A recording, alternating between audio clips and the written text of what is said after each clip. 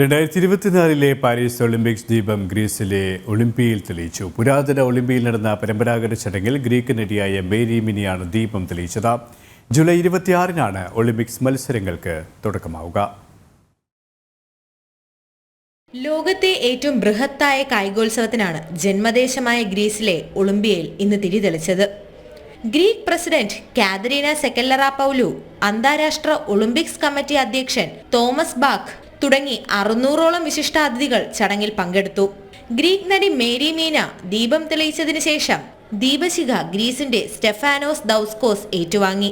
ഒരു ചെറിയ ഓട്ടത്തിന് ശേഷം അദ്ദേഹം ആതിഥേയ നഗരത്തിന്റെ പ്രതിനിധിയും പാരീസിലെ ദീപശിഖ പ്രയാണത്തിന്റെ തലവനുമായ ലോർ മനോണ്ടുവിന് ദീപം കൈമാറി. പിന്നീട് പല നഗരങ്ങളും സമുദ്രവും പിന്നിട്ട് പല കൈകളിലൂടെ സഞ്ചരിച്ച് ദീപശിഖ മത്സരവേദിയായ പാരീസിലെത്തും.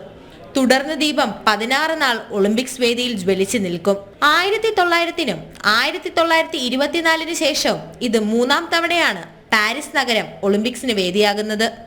ജൂലൈ 26-നാണ് ഒളിമ്പിക്സ് മത്സരങ്ങൾ തുടങ്ങുന്നത്. സ്പോർട്സ് ഡെസ്ക്, ജനം.